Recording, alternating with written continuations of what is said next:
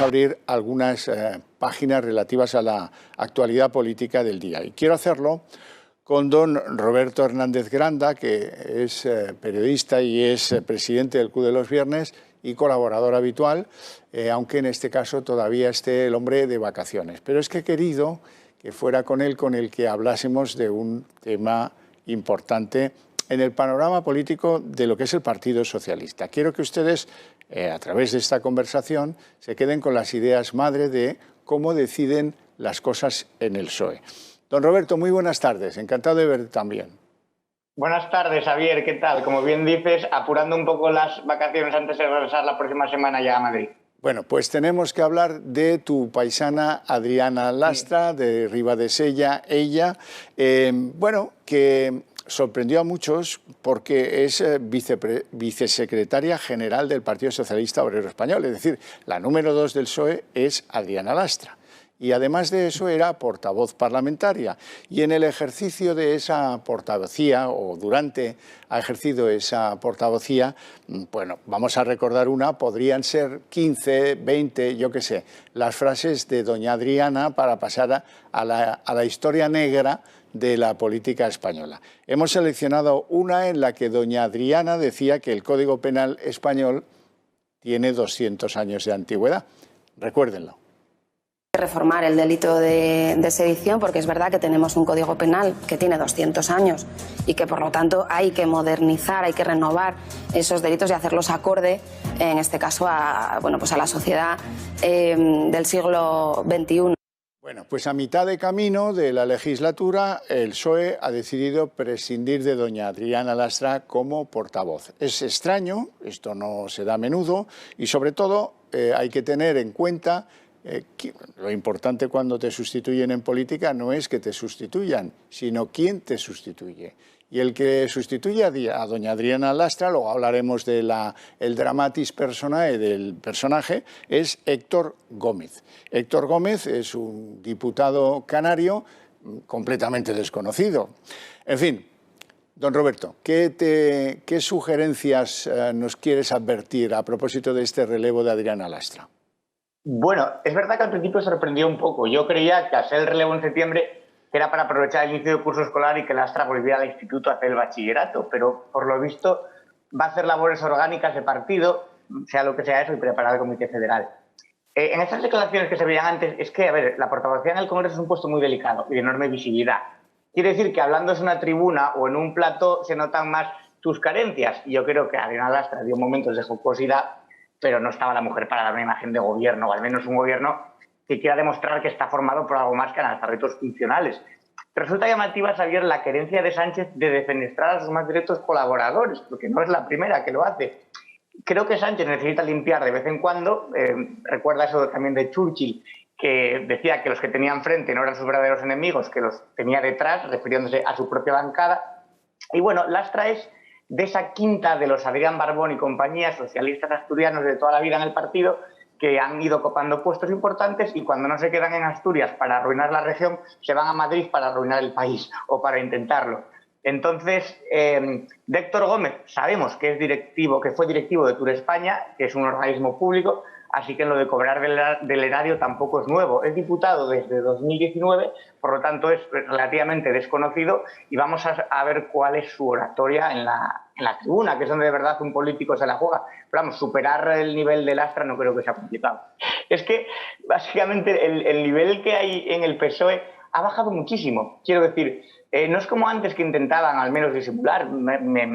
Pienso en el primer gobierno de Felipe González, que intentaban que fueran gente preparada, que fueran los mejores. Ahora, con haber tenido un carné del partido desde hace mucho tiempo, no necesitan nada más. Es gente que no sabe hacer otra cosa más allá de la política. Es como el libro de María Blanco, votasteis gestos, tenéis gestos, ¿no? Pues tenéis a este hombre, tenéis a la otra que se expresa de esta manera y que dan más pie a los memes y a la jocosidad que una imagen de políticos serios. Pero claro, empezando por el propio presidente. Recuerda la reunión bilateral con Biden de 30 segundos, que la comentamos ahí en plató. La imagen de España que da es también la imagen de sus políticos.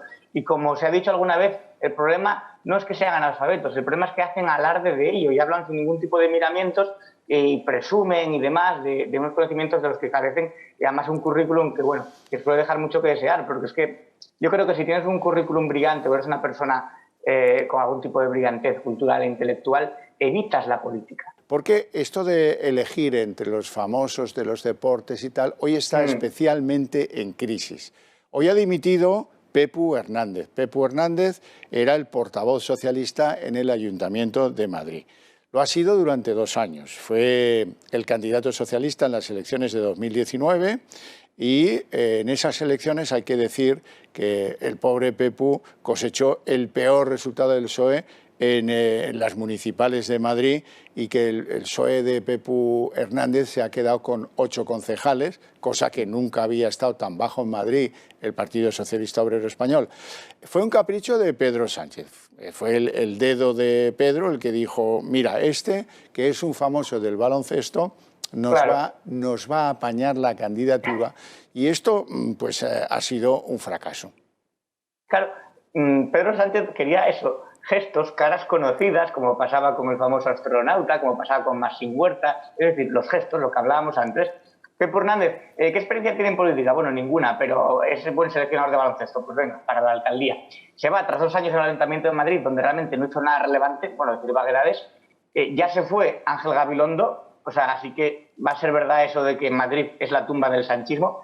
Pero es que, evidentemente, en una comunidad donde se potencian las libertades y se suprimen los impuestos, los colectivistas, es decir, todos los socialistas, comunistas, poco tienen que rascar. Mejor que se queden con el baloncesto y con la docencia, como Gabilondo.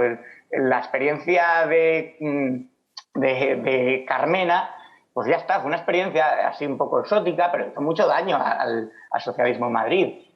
Fue una experiencia de la izquierda flower power y posmoderna malasañera, que está bien para un rato, pero no es serio. Y al final, ¿qué queda? Pues cada vez yo creo que el gobierno de Ayuso se asienta más sobre el poder en Madrid, es el bastión fuerte, y ahora la reducción de los impuestos propios le da más, si cabe, el favor de las pequeñas y medianas empresas y de la gente que quiere invertir realmente allí, que no sea un infierno fiscal, que no sea liberticida, que acaben con tus libertades. Entonces, bueno, yo creo que Pepu Hernández dijo, mira, ahí os quedáis y voy a mi casa. Bueno, lo curioso, Roberto, es que a Pepu Hernández, que pobre hombre tiene una bancada corta, 8 concejales, se le reprocha no haber sido muy radical contra José Luis Martínez Almeida, contra el alcalde del Partido Popular en la ciudad de Madrid.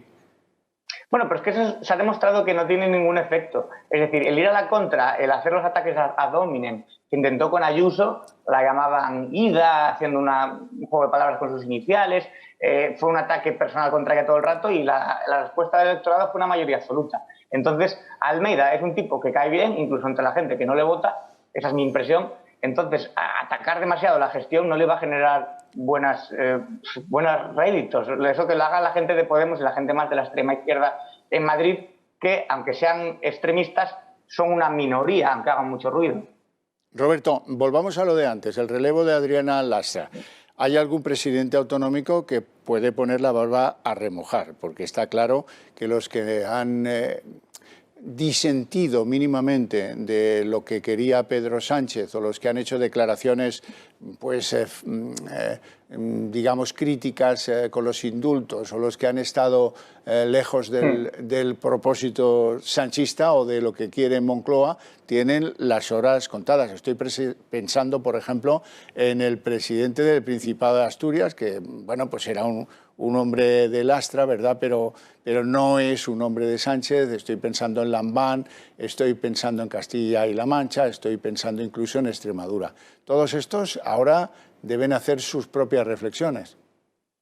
Evidentemente, porque es que además Sánchez, igual que paga favores, no olvida tampoco quién no ha estado a su lado y demás. Has nombrado al presidente de Asturias, que es Adrián Barbón, que es de la Quinta de Lastra, y que en Asturias, que es donde estoy yo ahora, ha habido un invierno demográfico terrible y está en un descenso económico también espectacular. Claro, llevamos décadas de socialismo, tras un breve periodo en el que estaba Sergio Marqués, pero se dedica pues, a arruinar la región. Ahora están impulsando el tema del Bable.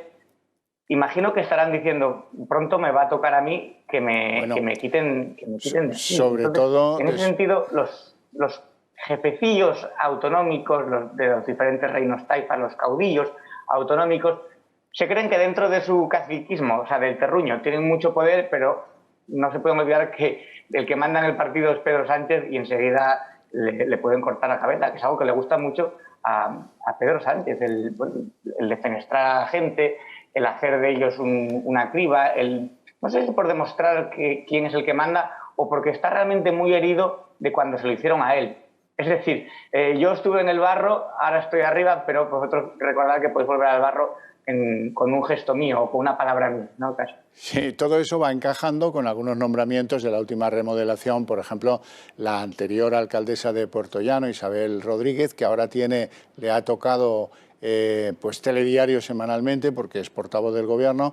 En el caso de Aragón, bueno, en el caso de Aragón quizás la cosa tiene menos mordiente porque, bueno, Lambán ha reconocido que sufre una enfermedad y a lo mejor el relevo es un poco más lógico, pero ya está Pilar Alegría en el gobierno con, pues parece que algún plan que tenga trazado con la Moncloa, ¿no? ¿Coincides? Sí, por supuesto. Es que además, tras haber seguido Iván Redondo, que era más o menos el Rasputín de la Moncloa, que la gente le tenía un poco de inquina porque querían quedar por en la sombra, hay mucho desconcierto. Realmente no saben cuál va a ser la nueva estrategia, porque Sánchez, al haber vuelto de aquel periplo que hizo en julio por los países bálticos, empezó la remodelación de gobierno. Entonces, gente que era muy cercana a él, de repente ya no están, gente que era prácticamente desconocida en política, ahora los ha puesto ahí. No sabemos con qué intención, porque lo que Sánchez piensa es siempre un misterio, pero los llamados varones socialistas, sobre todo los que han sido críticos con él, tienen que estar, yo creo, eso, poniendo las barbas a remojar. Eso también lo hacía Pablo Iglesias, que todos los que de los miembros fundacionales del partido, los que no lo dijeron a todo que sí, también se los cargó. Las purgas gustan mucho, pero esto es más viejo que el hilo negro, las purgas entre los socialistas y los comunistas, sí. Ya lo sabemos, Javier. Es verdad. Y bueno, hay un hombre del que no hemos hablado, pero que también manifestó claramente su disgusto por haber sido preterido del gobierno, es José Luis Ábalos. José Luis Ábalos, se van conociendo detalles que le propusieron ser ministro de no sé qué cosas, pero él dijo que no, que, en fin, que se quitó de ser secretario de organización del Partido Socialista y eso fue una decisión propia. Y está esperando, pues no sé si el 40 Congreso, pero desde luego José Luis Ábalos es un enemigo complicado. Ábalos, el problema de Ábalos es que tenía muchas cosas turbias en el armario, y no me refiero solamente a los maletines de Delphi. Por lo visto utilizaba su móvil personal y su móvil que era fácil de interceptar para cosas más o menos privadas, dejémoslo ahí, y que eso no gustaba demasiado. Es algo, sobre todo entre ellos, es complicado porque además con Ábalos había buena sintonía, supuestamente, era la persona que siempre daba la cara por Sánchez, pero bueno, también decía Iván Redondo que se tiraría por un barranco por su presidente y al final el que le tiraron directamente fue a él.